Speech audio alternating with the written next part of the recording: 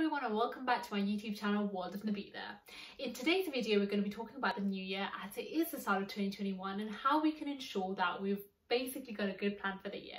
Unfortunately 2021 has started with a lot of distress and just a lot of things happening, especially here in the UK and I'm sure a lot of other countries as well. But I just wanted to make sure we still take this opportunity because New Year can be a great time to kind of hit that refresh button, hit that restart button and kind of get things moving. So I really want to take this opportunity to talk about some of the things I'm working on this year and some of the tools that I'm using to make sure I'm able to make this year as kind of positive and successful for myself as possible, and really just focusing on a lot of different factors and not just kind of, these are the goals I need to set and these are the goals I need to hit, blah, blah, blah, blah. No, not every year needs to be kind of like, super productive. There can be good days, bad days, good years, bad years, and that's absolutely fine. And one of the things I learned from 2020 was that you don't need to be switched on all the time, you don't need to be productive all the time, you do need some downtime. And that's why I've invested in some tools, some things that can help me kind of make sure that I'm not just overworking myself but really enjoying the journey to some of the goals I've set myself. So the first thing I did for this year was actually create a vision board. So the first vision board I created was like this massive vision board which looks at the next kind of 5 to 6 years. It doesn't just look at 2021 but it looks at everything, and I've got that up on my wall and it's literally right there, I can see it right now. So it's literally up on my wall and it looks at loads of different factors.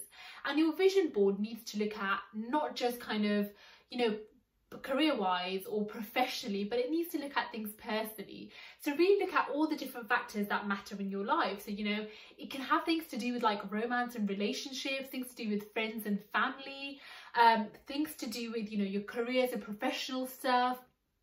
It can have like spirituality, health, finance. There's a lot of different factors you need to look into, and your vision board should always encompass all of those things because that's what creates a whole life. Life isn't just just working all the time, or it isn't just chilling all the time.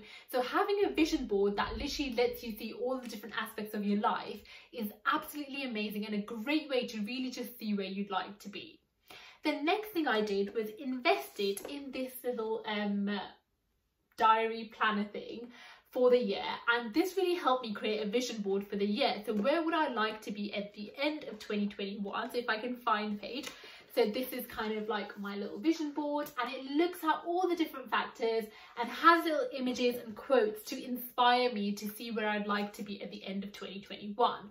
Again, when you're creating those vision boards, really define what that means. Really use those SMART goals to really see what that would look like, because it's all fair and good for you to say, I would like to be earning more. But what does that mean? How much more would you like to be earning? What would make you feel like, achievement unlocked kind of thing? If it's just like, £50 more, that's absolutely fine, but really put that in. So when you do get to that point, even if it's like 2 months into the year, you can really celebrate that and see, okay, I've done that, tick. So it really makes you feel good. The next thing I've done with this little planner is actually planned out kind of how I would like to achieve some of those goals. So kind of quarter by quarter basis, where would I like to be and what would I like to do to get to a level where it looks like I'm going to achieve those goals by the end of the year. And it's important to be stretchy with your goals, because if you're not stretchy enough, you're just going to be like, oh, I can achieve this, I'll start later on. But if you're a little bit stretchy with your goals, you're more likely to be like, okay, I need to start now to be able to get there. And you'll keep pushing yourself, and that momentum will ensure that you're able to reach those stretchy goals for yourself as well. The next thing this planner does for me is it does have like a weekly view as well. So every week I'll set myself some goals to reach the monthly goals. Because one of the things I've learned quite recently is if you want to achieve goals, it's very important to set kind of a whole plan out for yourself. Because you can't just say I'd like to do X, Y, and Z, but not have the journey set out. Because otherwise your brain will think this is a massive task, I can't do this, the effort is so much, you're just going to start procrastinating and never actually get that task done. Therefore, it's very important you actually create a path for yourself that you're going to work on or you're going to take. That path might not look the same throughout the year and it might go through changes, and that's absolutely fine. But if your brain sees that you've got something like set out for yourself, it makes things a lot easier for your brain to pick up and say, you know what, that's absolutely fine, I can do that. So it's very key you think about that and you genuinely think ahead. The next thing I really appreciate about this little planner is, like I said, it doesn't just focus on my professional life, but it focuses on the personal elements as well. So it looks at like spiritual things, mental health, well-being, things like that. And it actually asks me, like on a weekly basis, there's like a part on it that says, what do you do for fun? And like I said, that's very key, especially the situation we're in now, where we're in lockdown again here in the UK, and I know again in some other countries as well. It's very important to actually sit down and reflect on, okay, what am I doing for fun as well?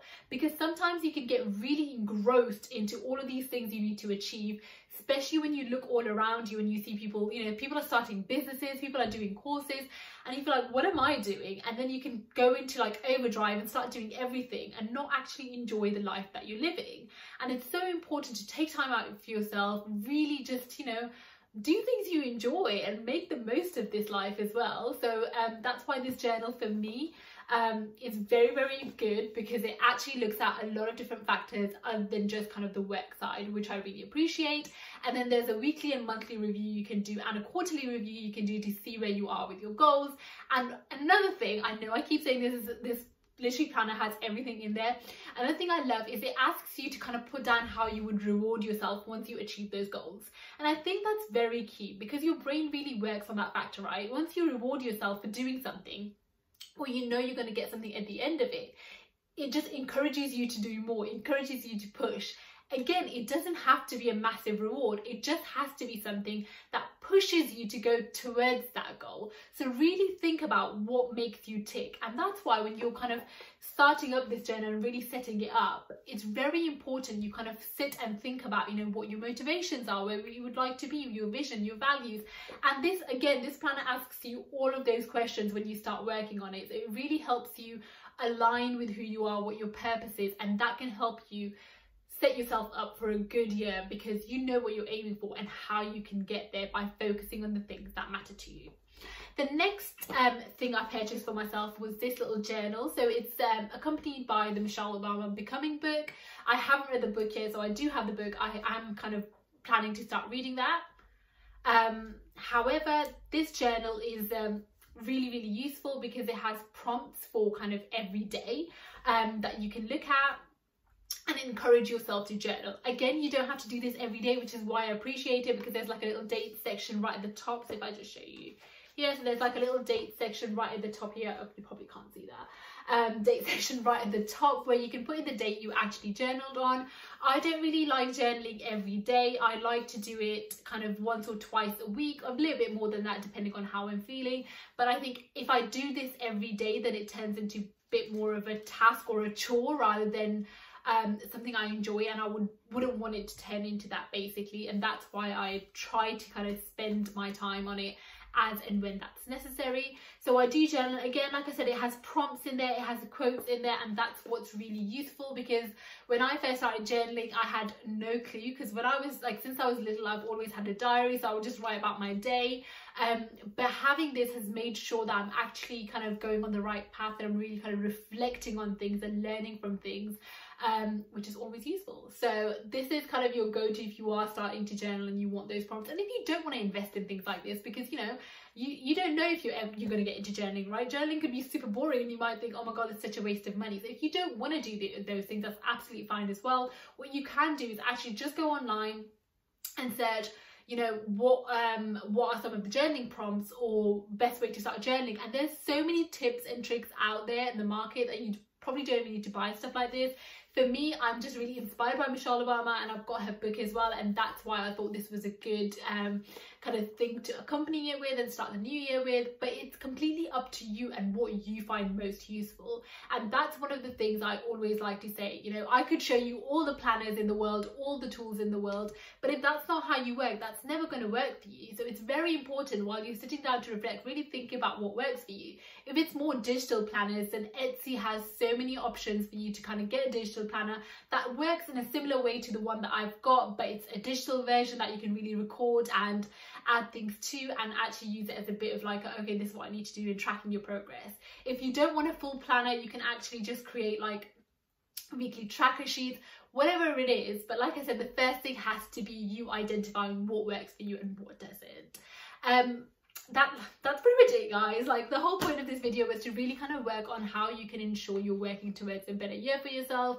2020 was a hell of a year and so many things happened, and 2021 is a chance for us to kind of, I guess just enjoy ourselves and do things we want to do, work towards the goals we have, and you can only do that if you're really just sitting down and realizing what those goals are. Because one of the things I did last year was, you know, I had so many goals, but I wasn't really writing them down. I was just like, I've got this goal, I want to achieve this, blah blah blah, but what was I doing to work towards it? How would I know I was working towards it? I didn't. I was just kind of aiming for something.